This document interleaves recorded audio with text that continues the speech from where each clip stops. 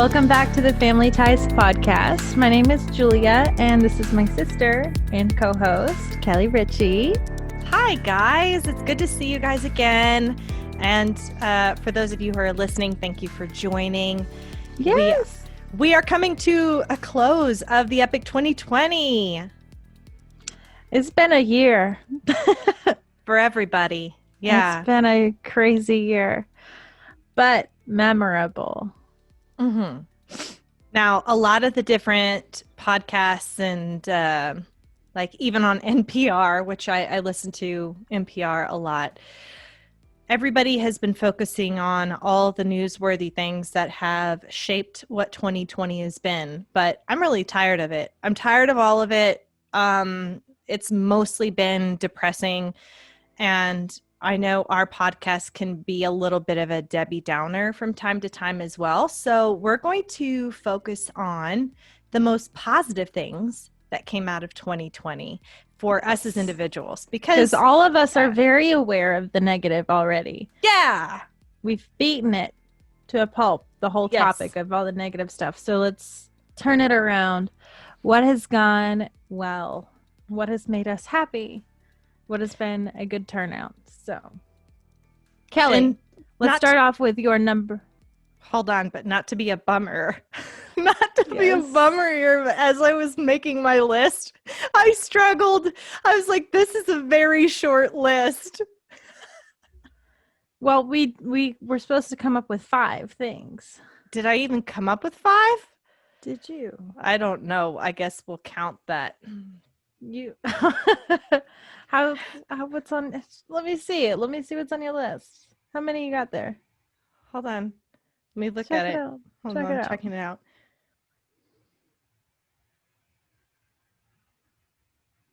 We could probably stretch it out to 5. You have 4? I have like 3 or 4. Actually, I have 5. Okay, Julia. I was just mistaken. Okay. So I thought like 5 was a good number. You know, it's not too big, but it gives us enough to be like, you know. Yeah. Grateful. Yes. So my number 1 is getting to spend a lot of quality time with our niece Kira and see her grow up, teach her songs. I'm teaching her how to sing because I've been doing like color songs. So like we'll point at like the color red and we'll be like R-E-D red, R-E-D red. I can spell red. You know, do that kind of thing. And she goes, huh, huh, huh, huh, huh, huh. And then we'll clap for her and then she'll sit there and she'll be all serious about it and she'll be like, okay, I'll do it again. It's so cute. She's adorable. I love her, and I'm a bit jealous that you're there and have been able to experience all the special things with her growing up. Yeah, but I'm not bitter. Well, I'm glad. I wish you could spend more time with her too. I wish we were all closer, so it wouldn't be such a feat to come see each other. Yeah, no, it's been quite special because she's delightful. You know how there's some kids that are like just hateful? Yeah. She's not. Now she's super cute with the animals.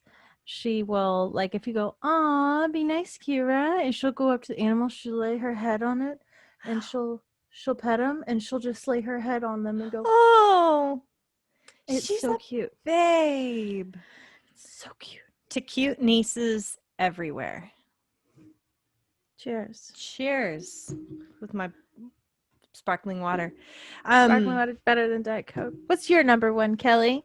Well, it is not as cute as that, but what you got? Oh, the dogs. Hey, you guys calm down. Little sidekicks. All right, so I'm going with a movie because I tell you what, I have missed movie theaters this year so much. I'm not going to dwell on it, but Yeah, don't on that. No. yeah.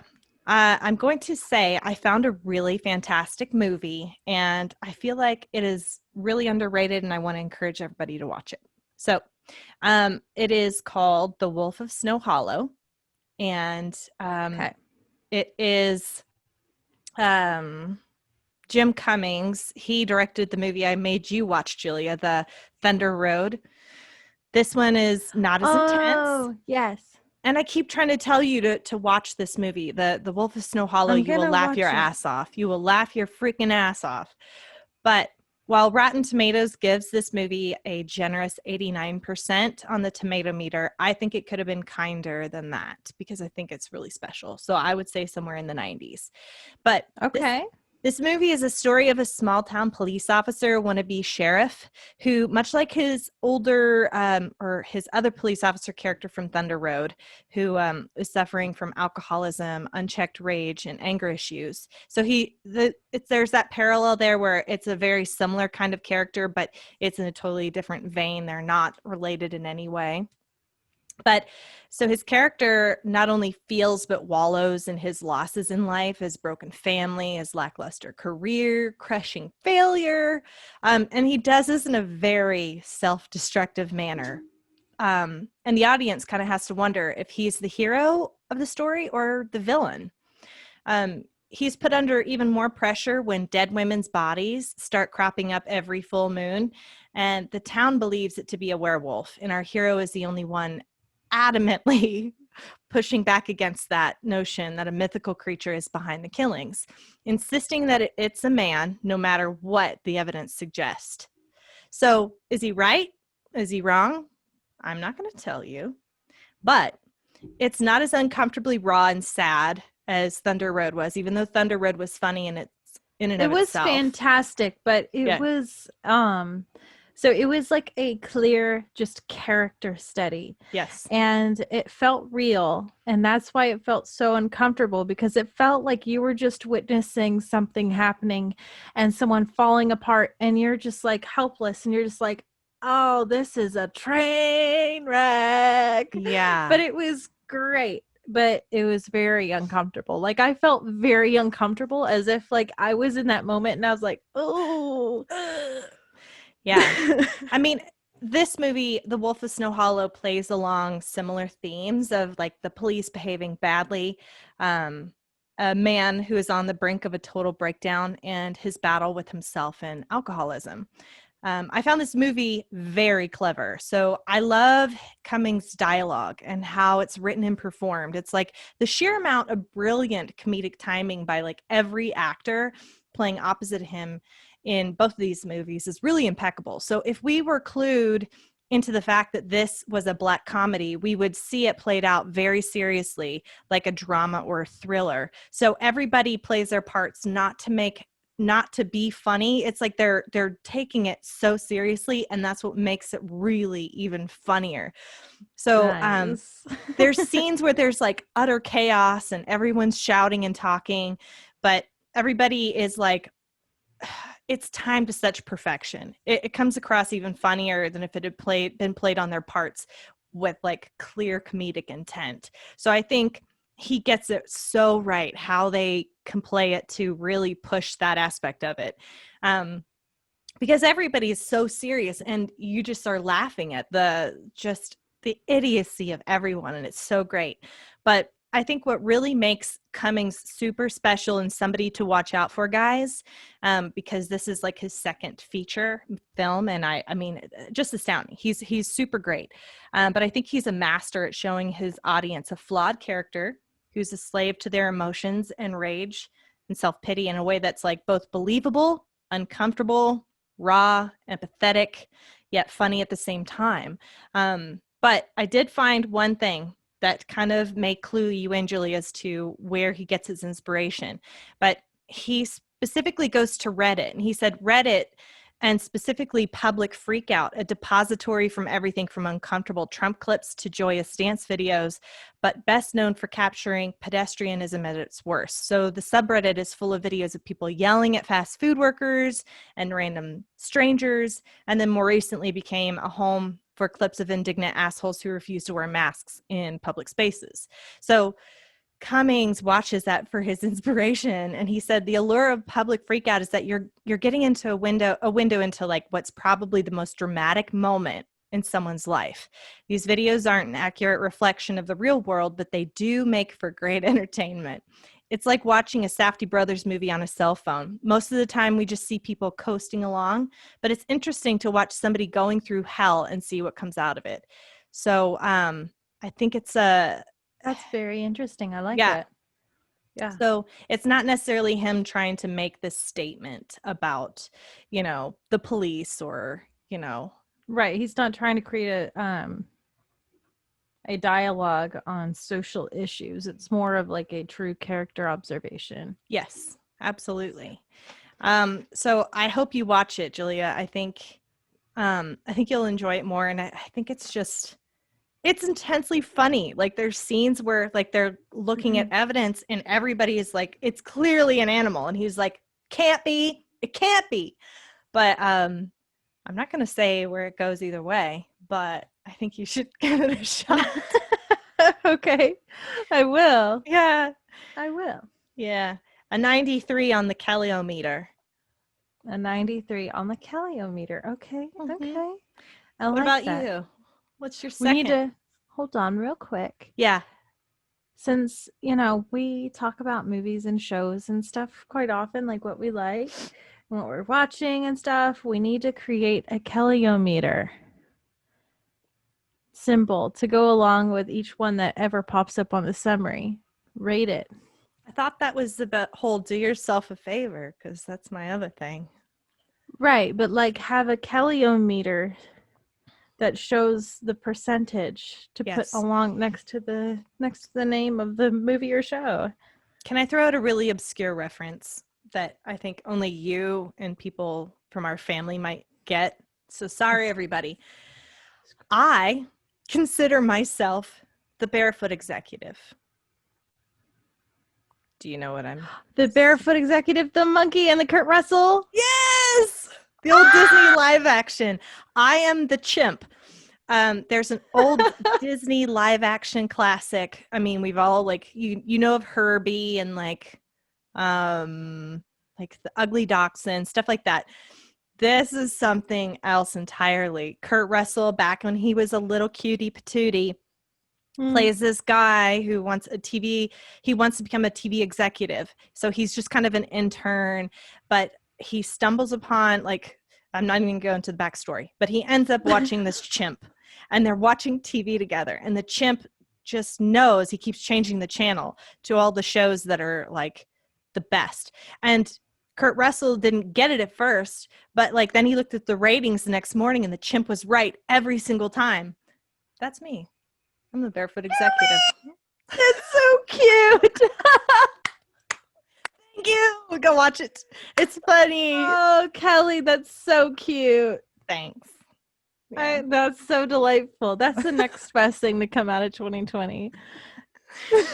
Yeah. Just Kelly's our Barefoot Executive. Yeah. If you really need to know how if a movie is good or not, you come to me. And I'm usually really good at knowing from the preview. Thomas is like, I hate watching previews. And I'm like, no. The preview will tell you something very important. And yeah. I sometimes enjoy watching previews and sometimes mostly not, because I feel like previews nowadays basically show you the entire movie. I just need to see like the first 30 seconds to make a decision. And it's going to be about like how it looks. If it seems like it's made well, what's the gist of the story? Just reading a synopsis isn't going to do it for me, because, no.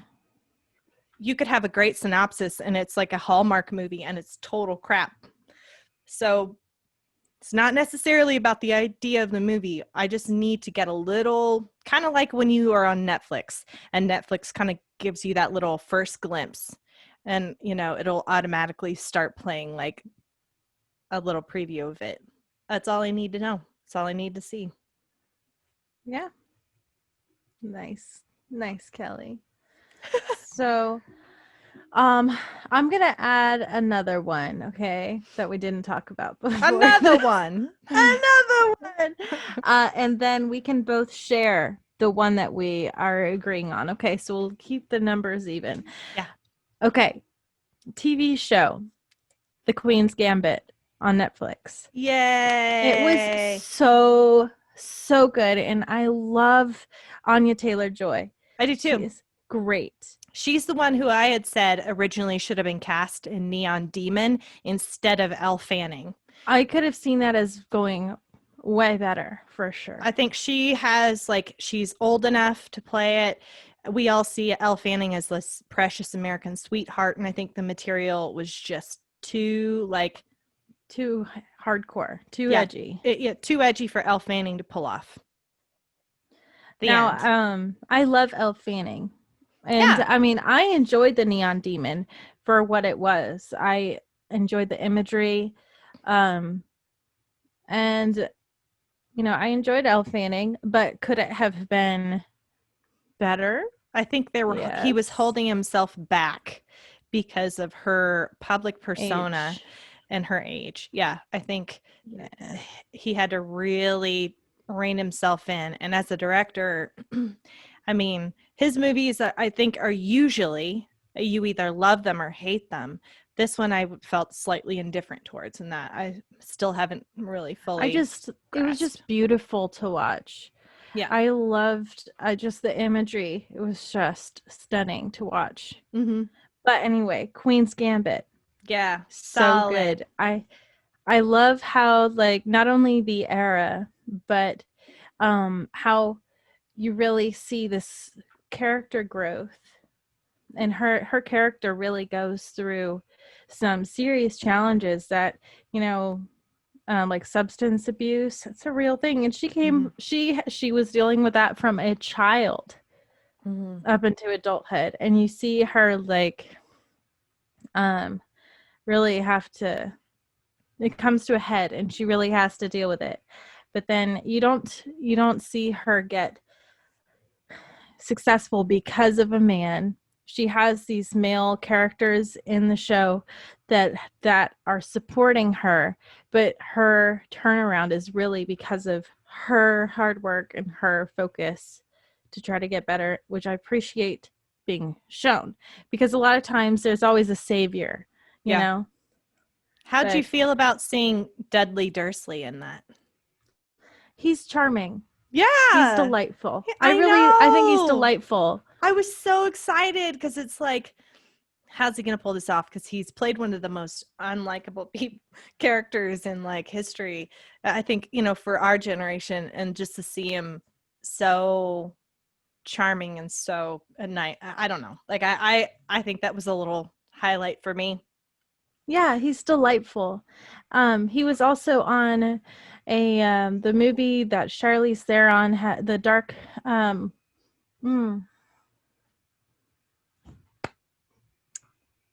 I don't remember the name, but it was great. And it had an actor that we both really like in it. I also forget who's. Well, while you I'm going to look this up right now because this is embarrassing. I'm going to check that out. Fucking embarrassing. Hold on here.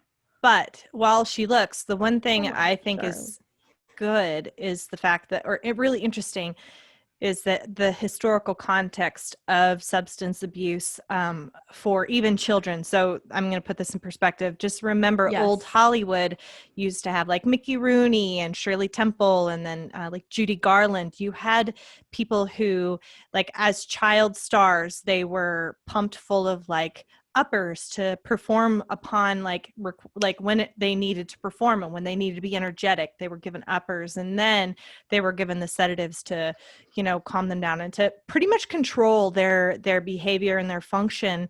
And it had these long lasting effects on their lives.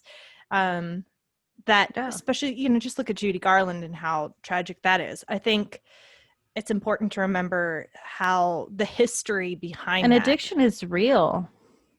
Addiction's real, like, and it's more than just mind over matter. Like, when they're doing this to children, their body is becoming addicted and conditioned to want these things.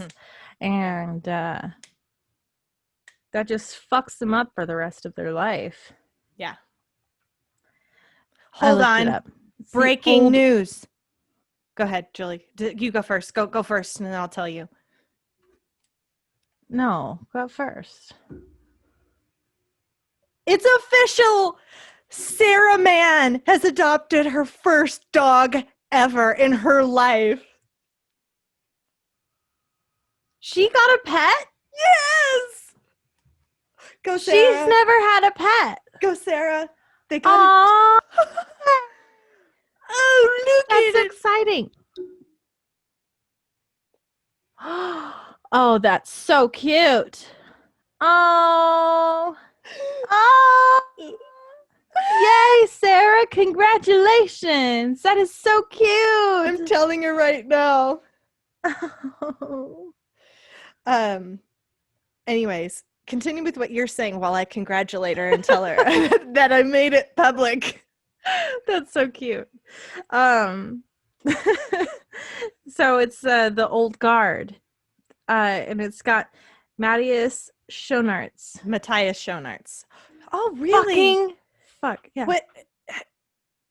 Yeah, Matthias Schoenaerts. And Mr. Harry Melling was in there too. What? He was How the old is that villain. movie? Is it new? Yeah. Yeah. It's great. It's fucking great. Send that to me really fast. Sorry, guys. Stuff happens really fast. I'm telling Sarah I just shared the news with everyone.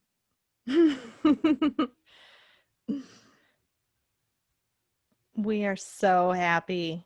Congratulations. The old guard sending that to you. Okay. I don't think I was even Guys. that excited for her when I heard she was pregnant. Kelley. Julie, I can't help it. That's just who I am. You're funny. I hear somebody has a new pet and I want to congratulate them. I hear they're pregnant and I don't know if I should congratulate them or give them condolences. I just don't know.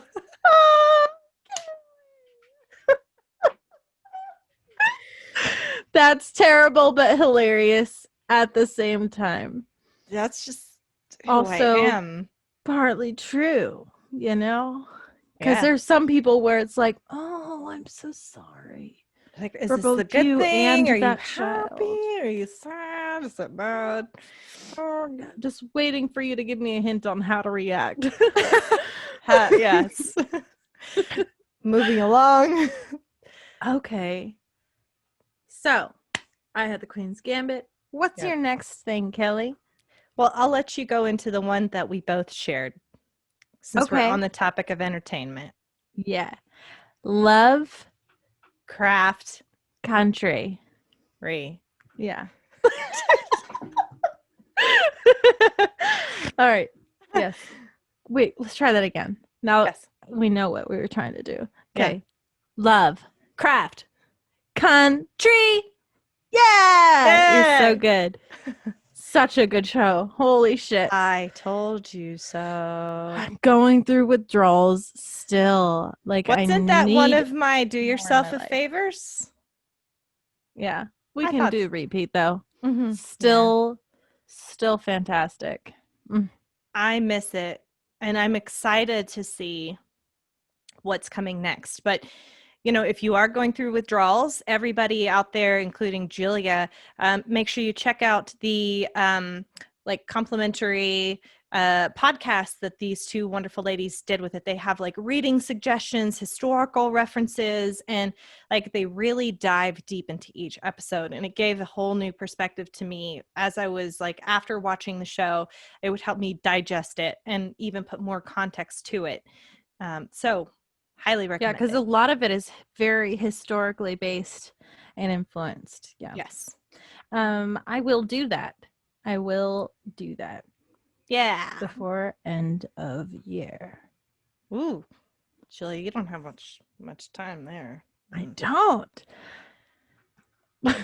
That's how I work. That's how I Waiting work. until the last second. Do it. It's not stressful at all. Okay. No. Moving along to number 2 is going to be this podcast. Yes. We also shared that one. Okay. Yes, that was a Just shared saying. one. This is my number 2. Um, not necessarily in order of favoritism. So, as far as the podcast goes, like this year was difficult. And I think towards the beginning, it was just the perfect timing where we were able to, I think in March, from January to March, we really started our pre-planning and kind of writing out our goals. And I know that our overall, not necessarily theme, but our focus has shifted a little bit. We're growing, and I think we've really hit a sweet spot that will hopefully make a difference, because I've gone 33 years in my life, and I think, what do I have to necessarily show for it? I have a good job, but like, what do I do for others? What is something that I can use as an activism that I can throw myself into? What can I really show that I believe in, and hopefully impact other people's lives in a positive manner? Yeah. It's been a journey, and it's like with big projects, you also learn a lot about yourself.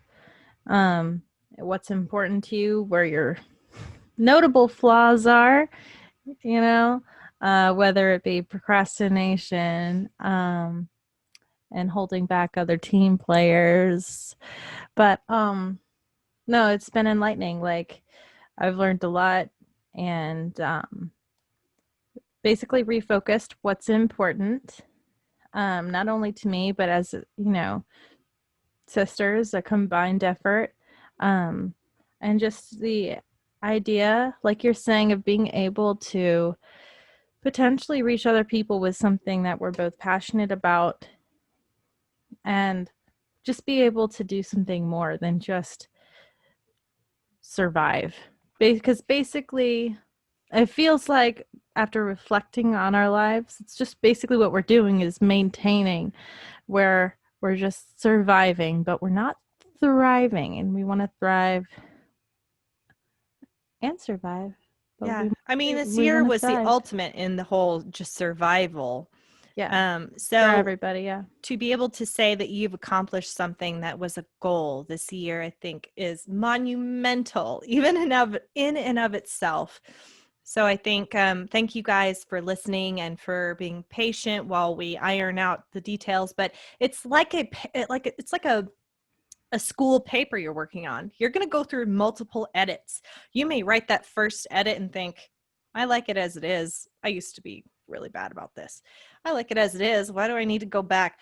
And then I'd go through it a few more times. And now it's like, the more I go through something, the richer it becomes. And that's the whole goal. And so I'm sure there will be multiple other shifts and changes, but I think we're in the right direction. And I think Julia and I really want to be that voice for kids. And I saw this comment on a Reddit thread for crime podcasts, and they mentioned some Redditor said that they had just listened to an episode from a podcast I like, which is called Red Handed, and it involved children and abuse and torture and all that stuff. And they were talking about how they don't want to listen to true crime anymore because of that. And I had to think about it, because it's like you look at all these people who love the true crime genre, and I think some people can look at that and think, well, there's this gross fascination with morbidity. But those people do have limits, and that limit seems to be where they don't enjoy hearing about children hurting. It's an uncomfortable thing. So people tend to not, I would say there's going to be a smaller audience because it's more difficult to listen to. But it's important, you guys, to listen. to be aware, to where you guys can go out there and help make the difference. Because if you're not aware that this is as big of a problem as it is, this is just never going to get better. So the more not listening is doing the children that are victims an injustice, because you're like, your story is not important for me to be uncomfortable and face it, so we can do something about it. Sometimes we have to be uncomfortable to make good changes happen. That's the only reason, like you see, like even with the Black Lives Matter movement, I think no big movement for positive change has ever just been done peacefully and quietly. It's not possible. You have to make noise. Hey. All right, Julia, what's your number 2 or 3? I have honestly lost count because we've added some stuff on. See, together. I told you.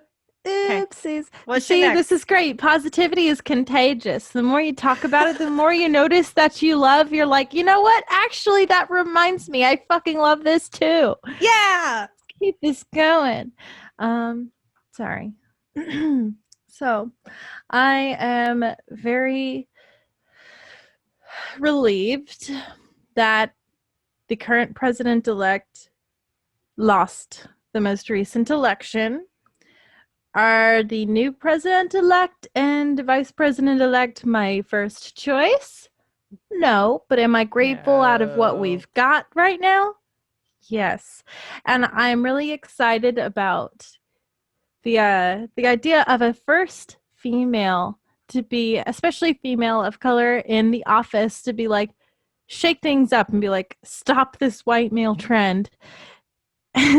You know, I mean, you see the picture. They have a picture that shows all of the past vice presidents and then Kamala Harris right here. And it's just the stark difference is just so exciting. I agree. I am still jaded because I don't see this being something that's going to move the needle enough. But honestly, we just needed to put an end to what was. So I'm going to leave it at that before I really go down a dark path with that one. Well, go with what we were talking about before this. It was something that I had forgotten to mention, but somebody that they nominated for. I'm actually looking that up right now. Because that's exciting. That's cool. But let's see. That's Diet Coke. I will be an advocate for your product. Pay us to do advertisements for you. Coke's like, we don't need you. Diet Coke. You need us. I need you. That's beautiful, Julie. I'm so good at this. Oh, hold on, you guys.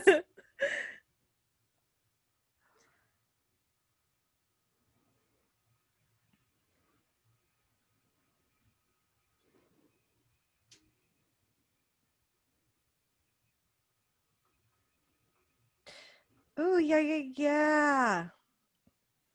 So I was wanting to make sure that I gave her name. But I was just excited. I told Julia what excited me the most was the fact that Biden has nominated a Native American, and her name, you guys, is Deb Haaland. She is going to be his Interior Secretary, leading the agency governing public lands. Yay! That is huge. Hell yes. So I love the beautiful irony in that position in America now. I'm like, fuck yeah. I mean, just with all of our past history, with all the lands that we have just stolen from this people, it just seems right to put someone in charge of protecting it better. Yeah, exactly. So that, I think, is the biggest development to me.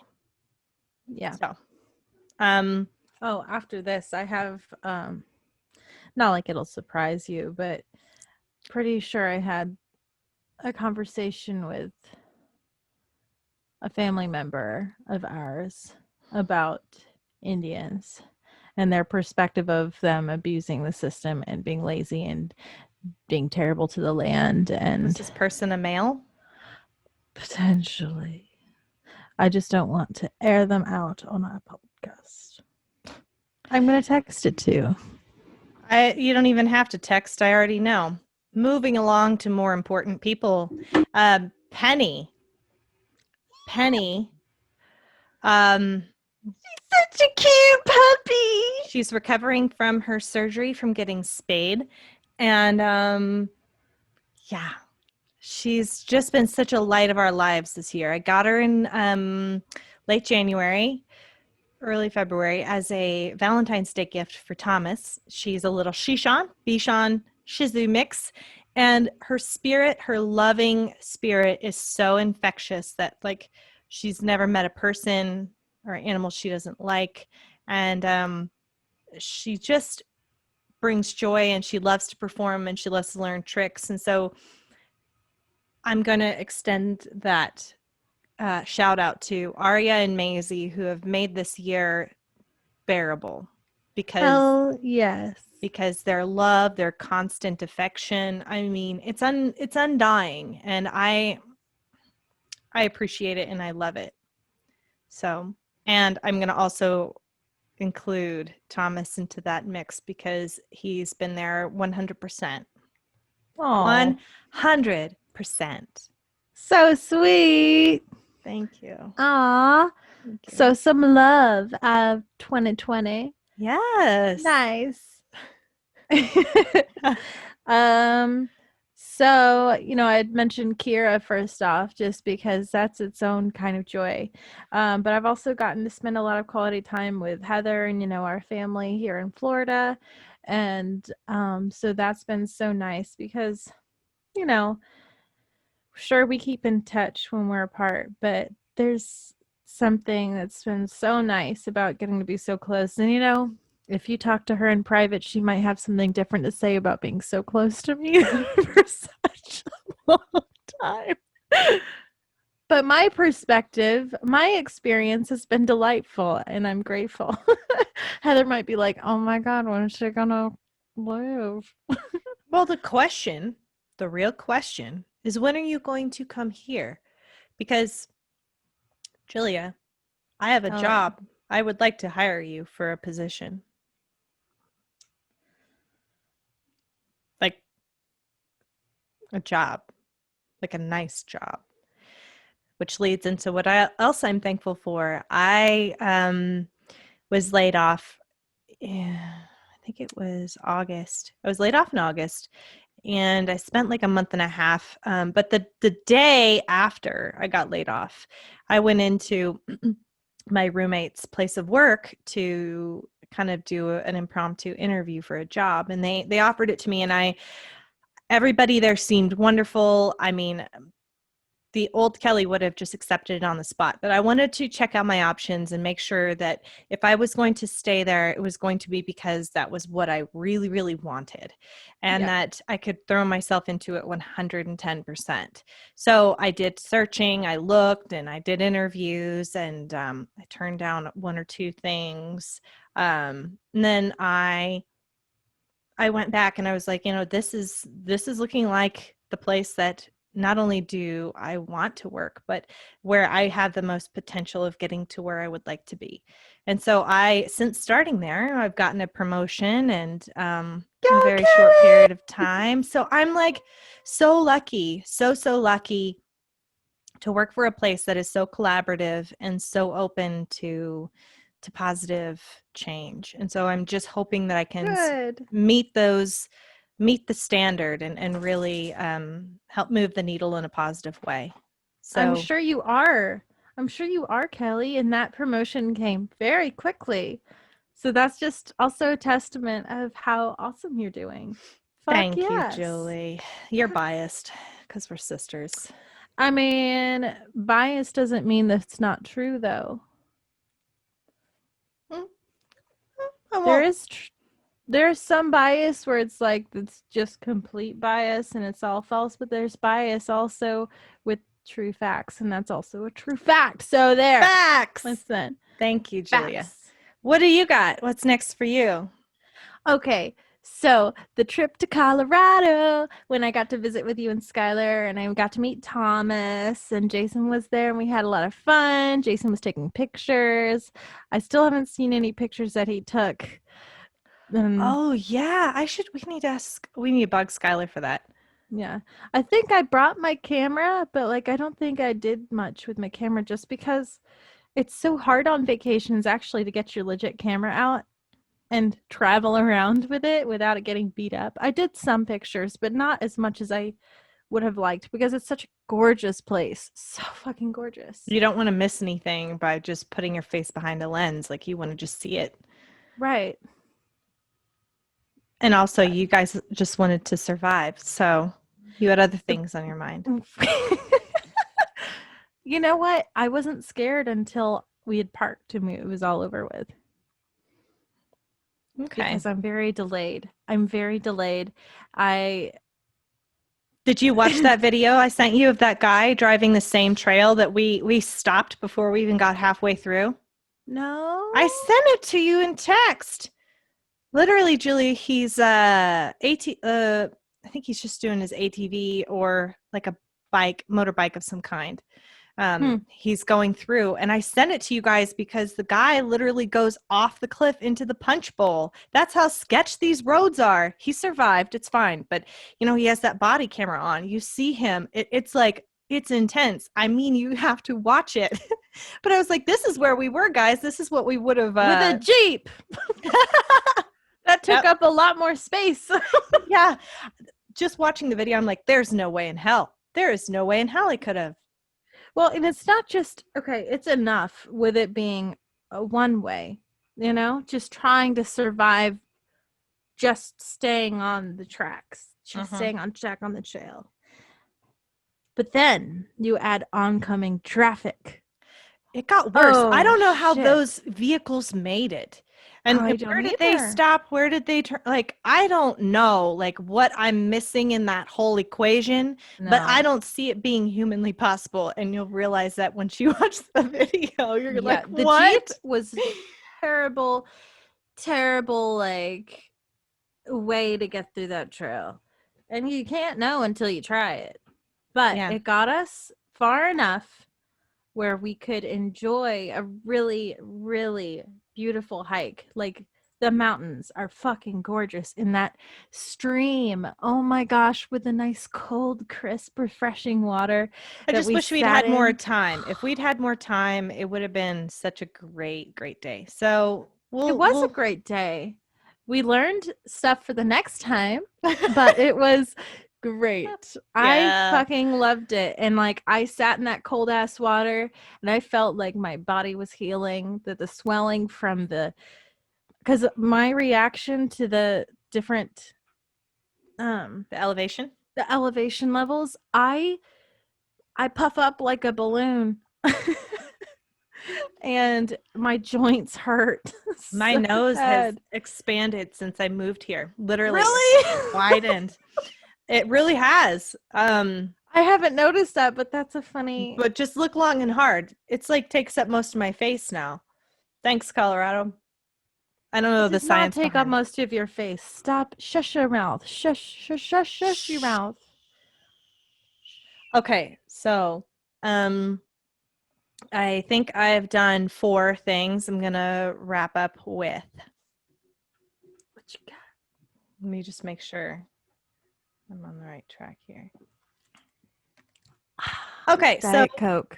Add Get and gather. Mixed berry, sparkling water. Target. Buy 2 cases, get 1 free most of the time. So anyways, we all have coped with this year in many different ways.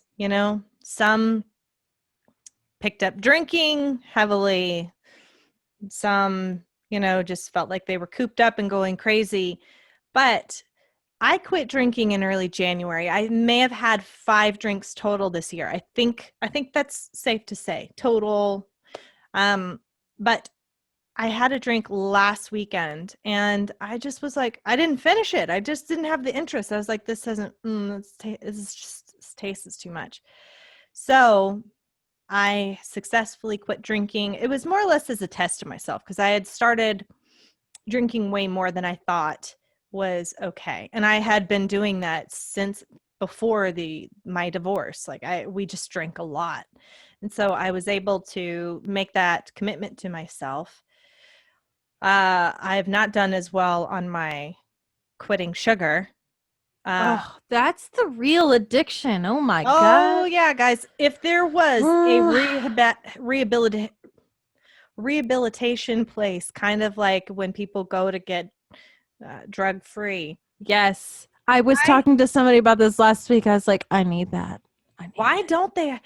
Maybe they do. Yeah, guys, Also, recommend I should just go to a fat camp already. I feel like that would be suitable as Julia. well. I'm not And be listening. like, do push-ups or whatever they tell you. That's not what they do. I don't know what they do. I just know I might need it, No, it's all about what we eat, though. And I know that what I eat is a struggle. And I know that the more I try to curb my sugar cravings, the worse they get. It is Because you're like, more conscious of it and you it's like think a about it demon. more. It's like a little demon always on my shoulder, like, you haven't had It's a those ice literal cream today. drug. Like Right.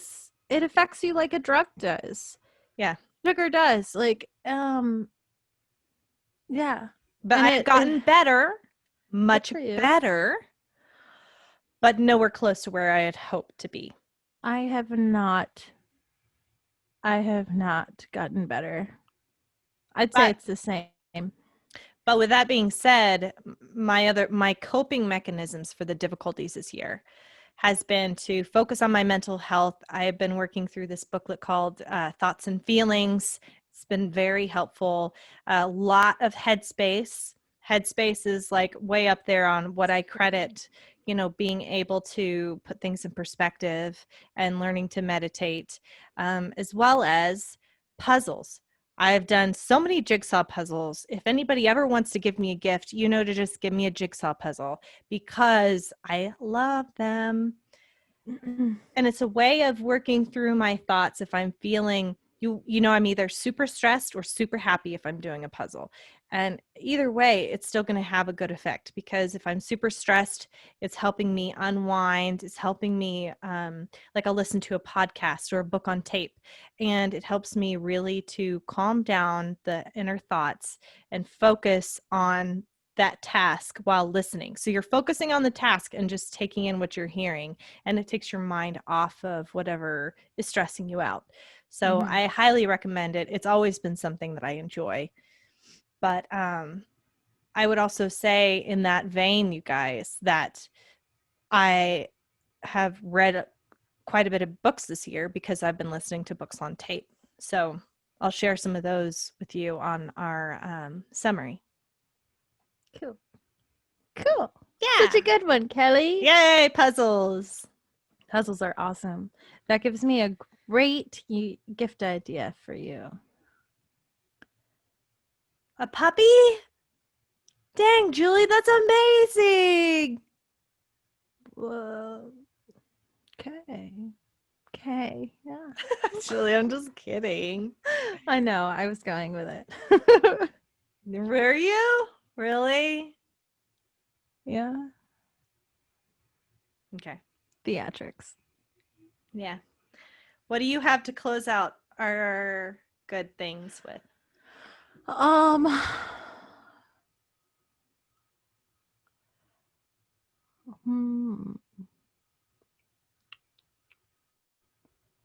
think I hit all of mine already. Was that 5? Or were you the one who didn't know?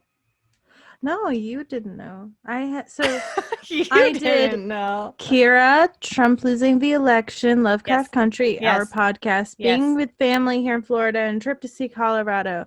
Oh. Queen's Gambit. Yes. We covered a lot. Nice job. I covered 7 things. Wow. Listen. Wow. Some of them were, I think 2 of those were dual interests between us. shared, So that yes. narrows it down to 5 for me, Yes. 2 for us. I don't know how many for you, but I think we covered it. I think we We're did. good. Guys, please know that we appreciate each and every person who listens, subscribes, all those things. But if you're new, please hit subscribe. If you're listening, subscribe. Give us some stars. Give us a review. 5 stars. 5 stars. We are going to continue in the new year to cover cases that are important, Yes. that involve children who need our help and attention in stopping and bringing to a halt this epidemic of like 4 to 7 kids in the US dying every single day. Let's do our part to make that number shrink and shrink. We're going to have to be uncomfortable. Let's get comfortable with being uncomfortable. I got that from Denise Austin when I was 4 years old in her videotape, and she was doing the doorknob Oh, yeah, movement. She was like, get comfortable with being uncomfortable. And I was Is like, that what she said?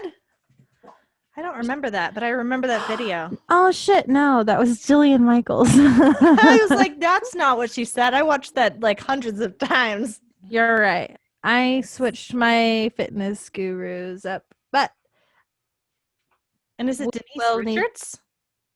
No, Denise Austin. Okay. And it was that like So 80s. We love it. Like warmers. We love it. Reach and reach and reach. So fucking great. I love it. Well, anyway, we appreciate you guys. And the one New Year's resolution that I can think of is good quality dick. Not just any dick. Yeah. Real quick summary though, guys, you should see what autocorrect did to her. Duck. Good quality duck? Okay. I would like some really good quality duck, please. Not just any duck. The end. This has been Bye 2020. Totally.